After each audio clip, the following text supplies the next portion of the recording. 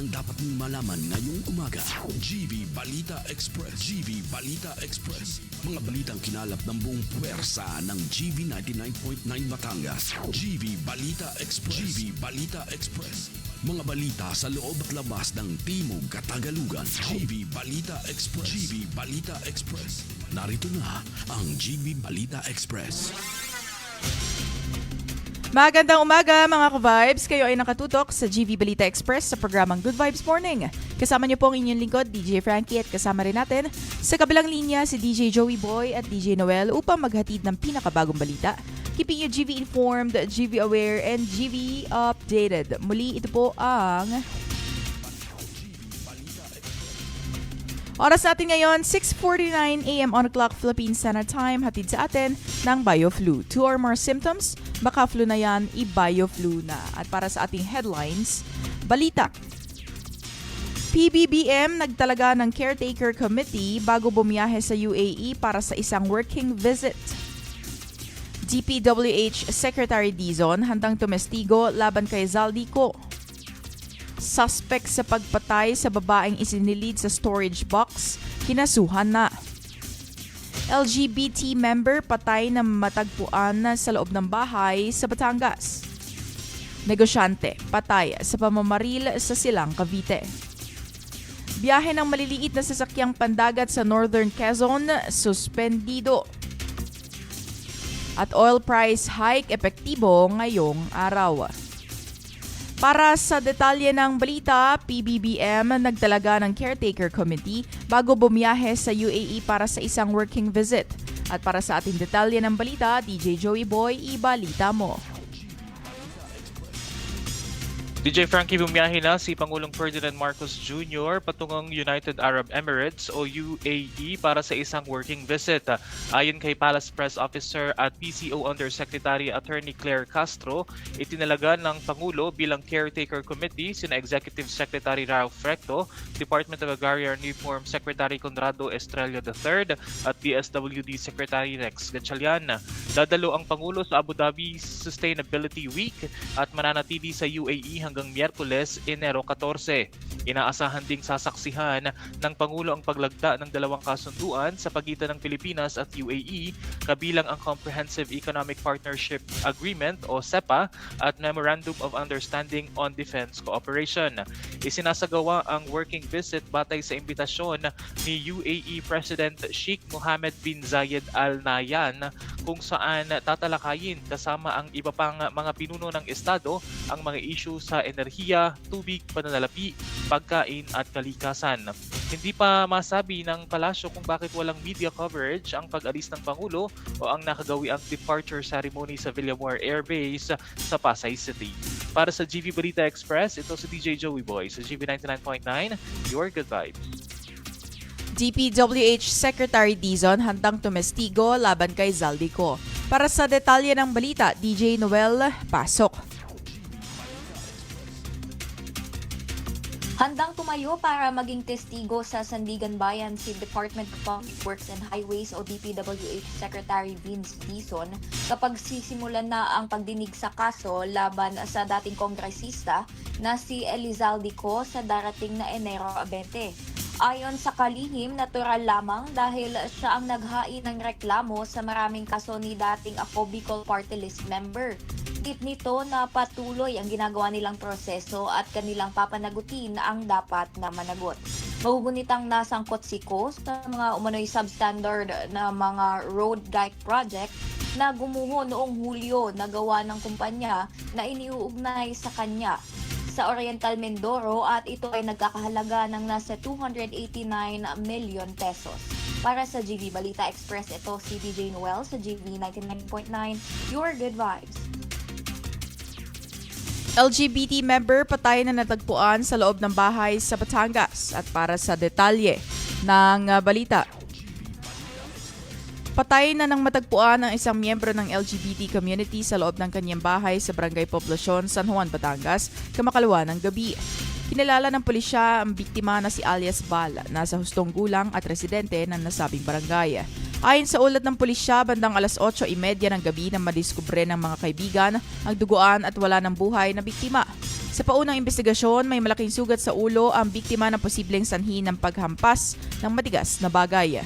Bago ito, ayon sa kaibigan ng biktima na si alias Lino, nakatanggap umano ng mensahe sa isang Facebook account na nagsasabing may nangyaring pagpatay.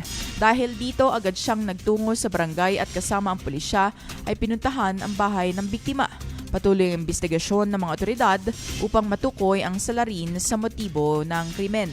Para sa GV Balita Express, ako po si DJ Frankie sa GV 99.9, Your Good Vibes.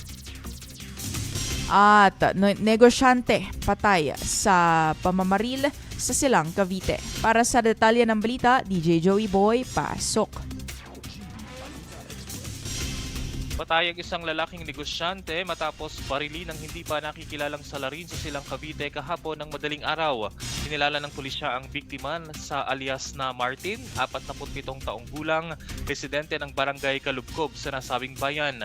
Batay sa investigasyon, naganap ang pamamaril bandang alas 12:30 ng madaling araw sa Daang Batas. Ayon sa isang residente, nakarinig siya ng isang malakas na putok habang nasa loob ng kanyang kwarto.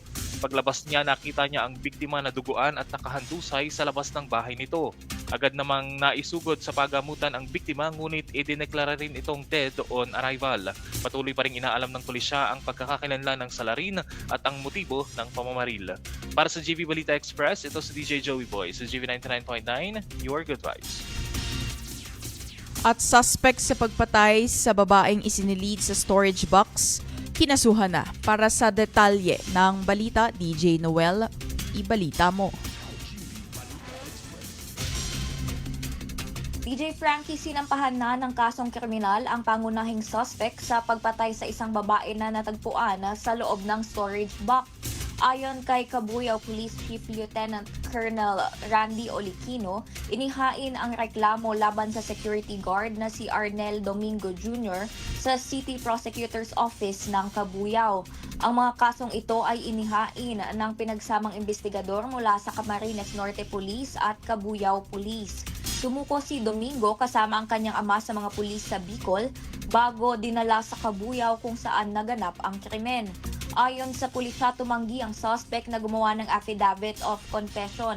Gayunpaman, inamin umano nito na aksidente niyang napatay ang kanyang kinakasamang si Anelis Agocoy, 37 taong gulang. Itinuring na ngayong cleared ang kaso matapos ang pagsuko ng suspect at pagsasampa ng kaukulang reklamo. Para sa GV Balita Express, ito si DJ Noel sa GV 99.9, Your Good Vibes. Biyahe ng maliliit na sasakyang pandagat sa Northern Quezon, suspendido. Para sa detalye ng balita. Suspendido muna ang biyahe ng maliliit na sasakyang pandagat sa Northern Quezon dahil sa malalaking alon at masamang lagay ng karagatan. Ayon sa Philippine Coast Guard, ipinatupad ang suspensyon simula Linggo ng hapon. Batay ito sa weather bulletin na inilabas ng Pag-asa kaugnay ang malalakas na hangin at alon sa nasabing lugar. Ayon sa Coast Guard Station na nakabase sa Real Quezon, sakop ng suspensyon ang mga sasakyang pandagat na may 250 gross tonnage pababa. Mananatili ang suspensyon hanggang sa bumuti ang kondisyon ng panahon at karagatan. Pinapayuhan ng mga mangingisda at pasahero na iwasan muna ang paglalayag para sa kanilang kaligtasan. Hinihikayat ang publiko na bantayan ang mga sumusunod na abiso ng PCG at Pag-asa. Para sa GV Balita Express, ako po si DJ Frankie sa GV 99.9, Your Good Vibes. At oil price hike, epektibo ngayong araw. DJ Joey Boy, ibalita mo.